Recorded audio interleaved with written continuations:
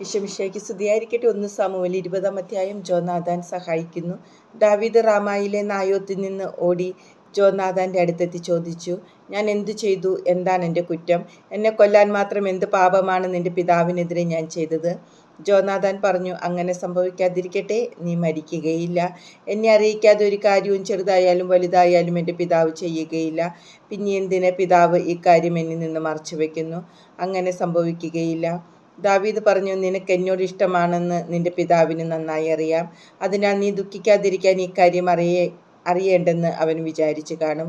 നീയാണേ, ജീവനുള്ള കർത്താവാണേ, ഞാൻ പറയുന്നു, ഞാനും മരണവും തമ്മിൽ ഒരടി അകലമേയുള്ളൂ. ജോനാഥാൻ അവനോട് പറഞ്ഞു, നീ ആവശ്യപ്പെടുന്നതെന്തും നിനക്ക് വേണ്ടി ഞാൻ ചെയ്യാം. ദാവീദ് പറഞ്ഞു, നാളെ അമാവാസിയാണ്. പതിവനുസരിച്ച് ഞാൻ രാജാവിനോടൊത്ത് ഭക്ഷണത്തിന് ഇരിക്കേണ്ടതാണ്. പക്ഷെ 3-ാം നാൾ വൈകുന്നേരം വരെ വയലിൽ ഒളിച്ചിരിക്കാൻ എന്നെ അനുവദിക്കണം. നിന്റെ പിതാവ് എന്നെ തിരക്കിയാൽ ദാവീദ് തൻ്റെ കുടുംബം മുഴുവനും ചേർന്നുള്ള വാർഷിക ബലിക്ക് ബെത്ലഹേമിൽ പോകാൻ അനുമതിക്കയക്കാൻ അപേക്ഷിച്ചുവെന്ന് പറയണം. അവൻ അത് കേട്ട് തൃപ്തനായാൽ ഈ ദാസൻ്റെ ഭാഗ്യം, കുപിതനായാൽ എന്നോട് തിന്മ ചെയ്യാൻ ഉറച്ചിരിക്കുന്നുവെന്ന് മനസ്സിലാക്കാം. ആകയാൽ ഈ ദാസനോട് കരുണ കാണിക്കണം. നമ്മൾ തമ്മിൽ കർത്താവിൻ്റെ നാമത്തിൽ ഒരു ഉടമ്പടി ഉണ്ടാക്കിയിട്ടുണ്ടല്ലോ. ഞാൻ കുറ്റക്കാരനാണെങ്കിൽ നീ തന്നെ എന്നെ കൊല്ലുക. എന്തിനാണ് നിന്റെ പിതാവിൻ്റെ അടുക്കലേക്ക് എന്നെ കൊണ്ടുപോകുന്നത്?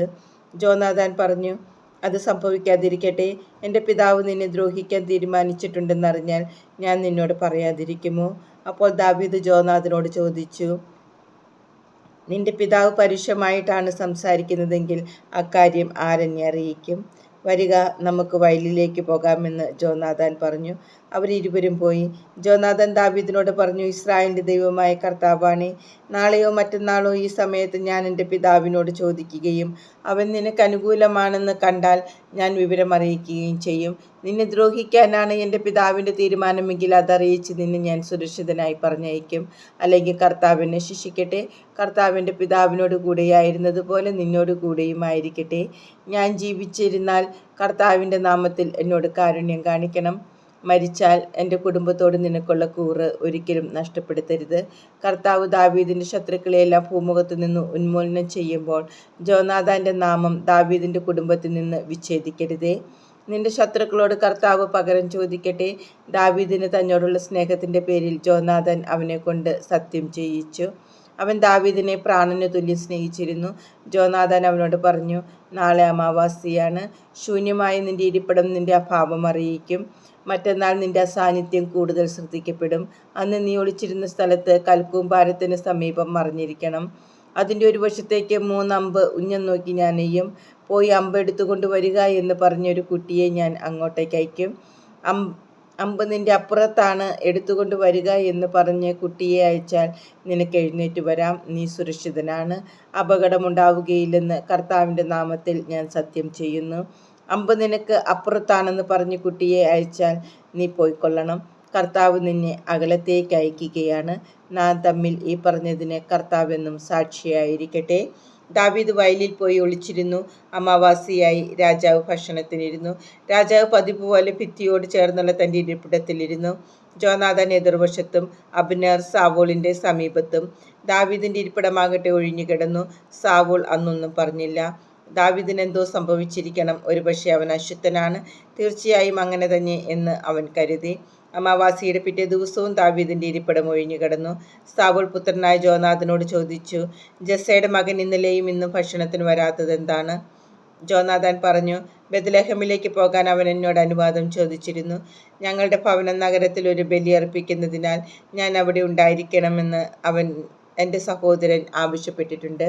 ഞാൻ പോയിക്കൊള്ളട്ടെ എന്ന് ദയയുണ്ടെങ്കിൽ എൻ്റെ സഹോദരന്മാരെ പോയി കാണാൻ അനുവദിക്കണമെന്ന് അവൻ അപേക്ഷിച്ചു. അതുകൊണ്ടാണ് രാജാവിൻ്റെ വിരുന്നിന് അവൻ വരാതിരുന്നത്. അപ്പോൾ സാവൂളിൻ്റെ കോപം ജോനാഥാനെതിരെ ജ്വലിച്ചു. ദുർവൃത്തയും ദുശാഠ്യക്കാരിയുമായവളുടെ പുത്ര, നീ ജസ്സയുടെ പുത്രൻ്റെ പക്ഷം ചേർന്ന് നിൻ്റെയും നിൻ്റെ അമ്മയുടെയും നാണം കെടുത്തുകയാണെന്ന് എനിക്കറിയാം. അവൻ ജീവിച്ചിരിക്കുന്നിടത്തോളം കാലം നിനക്ക് രാജാവാകാനോ രാജ്യത്വം സ്ഥാപിക്കാനോ സാധിക്കുകയില്ല. അതുകൊണ്ട് അവനെ ആളയച്ച് എൻ്റെ അടുക്കൽ പിടിച്ചു കൊണ്ടുവരിക. അവൻ മരിക്കണം. ജോനാഥാൻ ചോദിച്ചു, എന്തിനവനെ വധിക്കണം?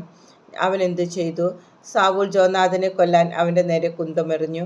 ദാവീദിനെ കൊല്ലാൻ തന്നെ തൻ്റെ പിതാവ് തീരുമാനിച്ചിരിക്കുകയാണെന്ന് അവന് മനസ്സിലായി. അവൻ തീൻമേശയിൽ നിന്ന് കോപത്തോടെ ചാടി എഴുന്നേറ്റു. അമാവാസിയുടെ പിറ്റേ ദിവസമായ അന്ന് അവൻ ഭക്ഷണമൊന്നും കഴിച്ചില്ല. തൻ്റെ പിതാവ് ദാവീദിനെ അപമാനിച്ചത് നിമിത്തം അവൻ ദുഃഖിച്ചു. പിറ്റേ ദിവസം രാവിലെ ദാവീദുമായി പറഞ്ഞുതരുന്നതനുസരിച്ച് ജോനാഥാൻ ഒരു കുട്ടിയോടൊത്ത് വയലിലേക്ക് ചെന്നു. ജോനാഥാൻ ആ കുട്ടിയോട് പറഞ്ഞു, ഞാൻ എയ്യുന്ന അമ്പ് ഓടിച്ചെന്ന് കണ്ടെടുക്കുക. കുട്ടി ഓടുമ്പോൾ അവൻ്റെ അപ്പുറത്തേക്ക് ഒരമ്പെയ്തു. ജോനാഥൻ എയ്ത അമ്പ് വീണെടുത്ത് കുട്ടി ചെന്നപ്പോൾ അവൻ കുട്ടിയോട് വിളിച്ചു പറഞ്ഞു, അമ്പ് നിന്റെ അപ്പുറത്തല്ലേ? ജോനാഥൻ വീണ്ടും കുട്ടിയോട് വിളിച്ചു പറഞ്ഞു, അവിടെ നിൽക്കരുത്, ഓടുക, വേഗമാകട്ടെ. കുട്ടി അമ്പ് പെറുക്കിയെടുത്ത് അവൻ്റെ അടുത്തെത്തി. ജോനാഥാനും ദാവീദിനുമല്ലാതെ കുട്ടിക്ക് കാര്യമൊന്നും മനസ്സിലായില്ല. ജോനാഥാൻ ആയുധങ്ങൾ കുട്ടിയെ ഏൽപ്പിച്ചിട്ട് ഇവയെല്ലാം നഗരത്തിലേക്ക് കൊണ്ടുപോയിക്കൊള്ളുക എന്ന് പറഞ്ഞു. കുട്ടി പോയ ഉടനെ ദാവീദ് കൽക്കുനിക്കടുത്ത് നിന്ന് എഴുന്നേറ്റ് 3 പ്രാവശ്യം നിലത്തു കുമ്പിട്ടു. ജോനാഥാനും ദാവീദും പരസ്പരം ചുംബിച്ചു. ദാവീദിന് പരിസരബോധം വരുന്നതുവരെ അവർ കരഞ്ഞു. ജോനാഥാൻ അവനോട് പറഞ്ഞു, സമാധാനത്തോടെ പോവുക. കർത്താവ് എനിക്കും നിനക്കും എൻ്റെ സന്തതികൾക്കും നിന്റെ സന്തതികൾക്കും മധ്യേ എന്നും സാക്ഷിയായിരിക്കട്ടെ എന്ന് നമ്മൾ കർത്താവിൻ്റെ നാമത്തിൽ സത്യം ചെയ്തിട്ടുണ്ടല്ലോ. ദാവീദ് യാത്രയായി. ജോനാഥാൻ നഗരത്തിലേക്കും മടങ്ങി.